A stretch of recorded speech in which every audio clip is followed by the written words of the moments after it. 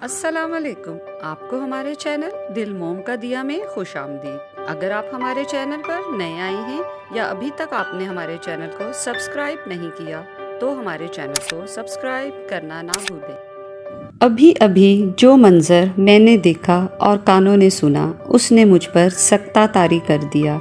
वो मेरे सामने बैठी सुकून से खाना खा रही थी, यूं बेनियाज जैसे कुछ हुआ ही नहीं। उसका काला रंग चमकने लगा। मुझे वो बेटी नहीं एक मर्द लग रही थी, ऊंचा लंबा पुरएतमाद मर्द। मेरा दिल चाहा कि उसके सीने में मुंह छुपाकर जी भर कर रोऊं। मैंने तो अपनी बेटी को ये सब कभी नहीं सिखाया। पता नहीं कहाँ से वो ये सब सीख गई। मैं तो एक आम सी औरत थी, लेकिन मैं इस गौहरे नायाब को कैसे जन्म दे सकती हूँ। मेरा दिल खुशियों से माला माल हो गया।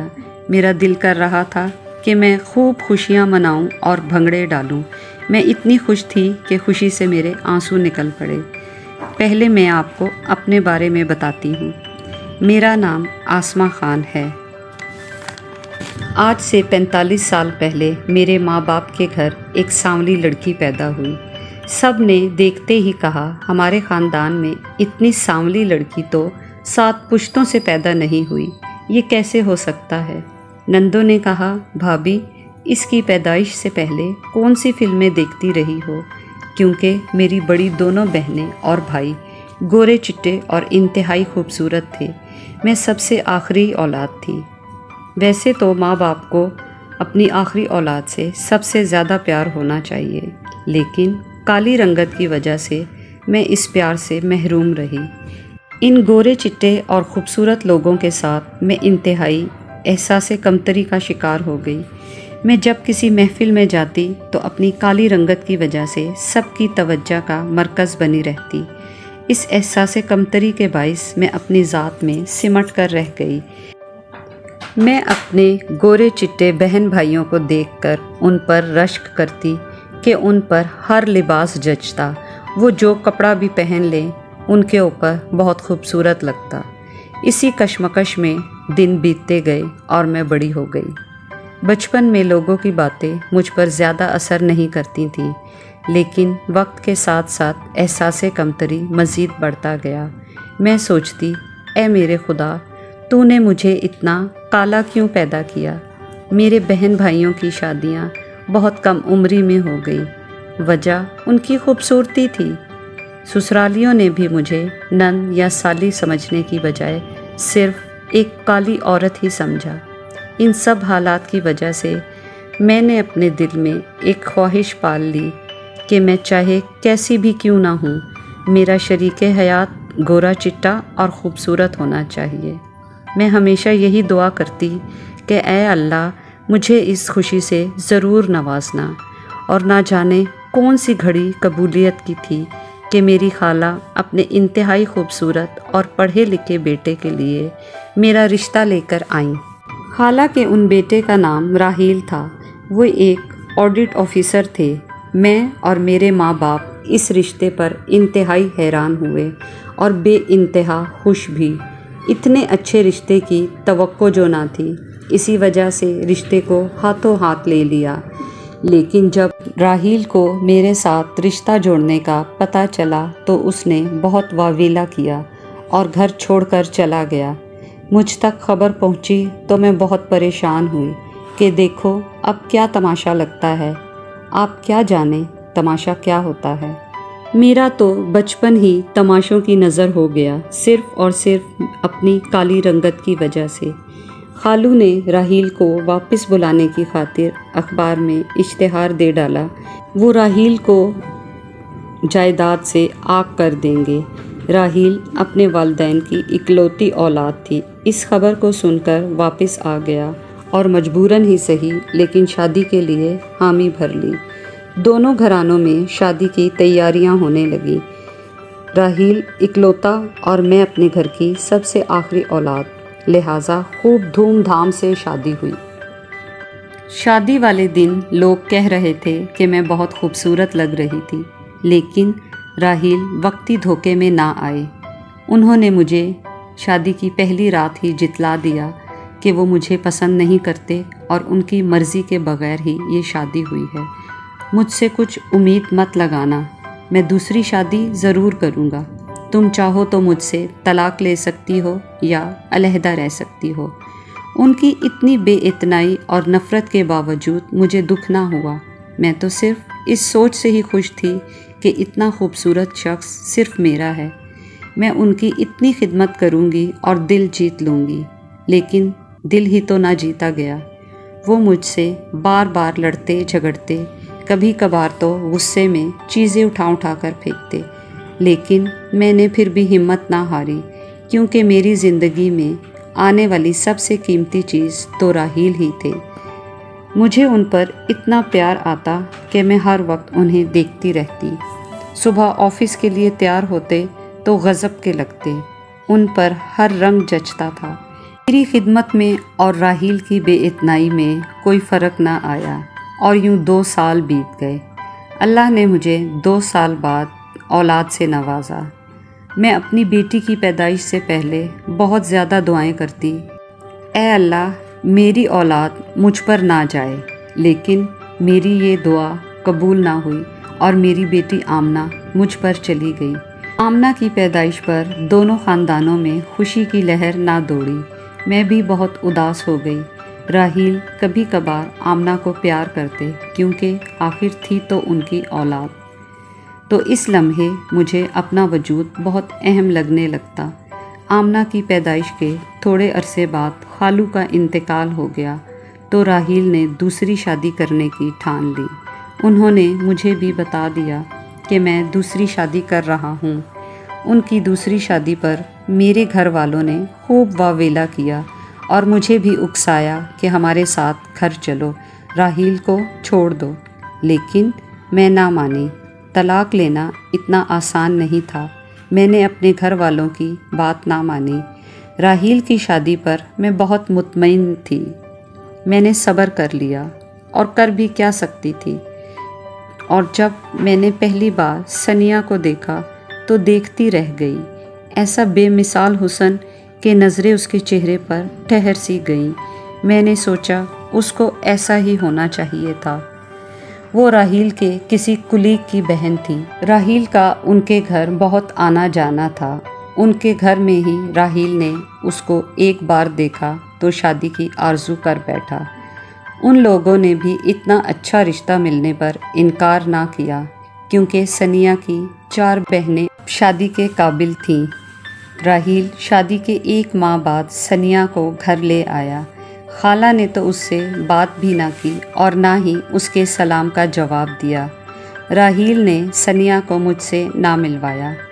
میں نے اس کو دور سے ہی دیکھا، جبکہ میں نے کیا کہنا تھا۔ میں اب بھی گھر بچانے کی کوشش کرنے لگی اور سوچتی رہتی کہ ایسا کیا کروں کہ میرا گھر بسا رہے، اور جو میری سمجھ میں آیا وہ خالہ اور راحیل کی خدمت تھی۔ پہلے بھی میں ان لوگوں کی خدمت کرتی تھی۔ اگلے دن میں نئے جذبے سے اٹھی اور دونوں کا ناشتہ تیار کیا۔ ثنیہ کچن میں آئی تو میں نے اسے ناشتے کے بارے میں بتایا۔ اس نے کہا، نہیں ہم صرف چائے پئیں گے، اور وہ میں خود بناؤں گی۔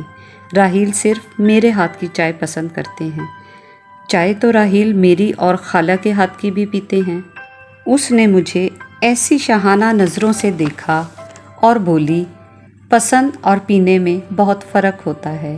اس نے جتلاتے ہوئے انداز میں مجھے یوں کہا، مجھے ایسے لگا کہ جیسے میرے چہرے کی سیاہی میں مزید اضافہ ہو گیا، لیکن پھر بھی شرمندگی محسوس نہ کی۔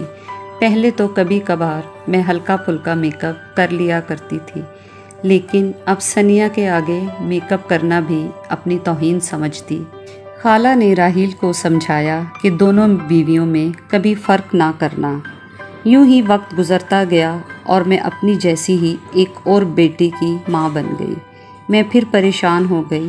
ادھر ثنیہ نے اپنی ہی طرح ایک خوبصورت بیٹے ارمغان کو جنم دیا۔ راحیل نے اتنی خوشیاں منائیں کہ پورے خاندان کو دعوت دی، جس میں میرے روٹھے ہوئے بہن بھائی بھی شامل تھے۔ اس دنیا میں ہونے کو کیا نہیں ہوتا۔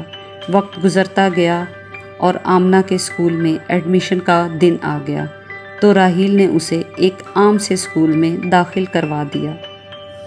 زندگی میں پہلی بار اس دن مجھے بے حد غصہ آیا کہ ایک آڈٹ آفیسر کی بیٹی اتنے عام اسکول میں کیسے پڑھے گی، لیکن پھر بھی لبوں پر خاموشی ہی رہی۔ میں سوچتی اگر آمنہ کی جگہ ان کا ارمغان ہوتا تو کیا وہ اسے بھی عام اسکول میں ڈالتے؟ پھر کچھ ہی دنوں بعد راحیل نے مجھ سے کہا، تم اوپر والے پورشن میں جو ایک کمرہ ہے اس میں شفٹ ہو جاؤ، کیونکہ ثنیہ کے اب 3 بیٹے ہو چکے تھے اور ان کو میرے ایک کمرے کی وجہ سے نیچے کا پورشن تنگ لگ رہا تھا اور میں اوپر والے پورشن میں شفٹ ہو گئی۔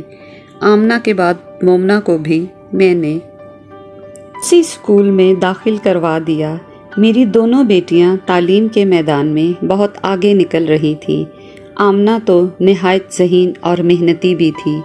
اس کی شکل تو مجھ جیسی تھی پر اس کے چہرے پر مجھ جیسی اداسی اور پریشانی نظر نہ آتی تھی۔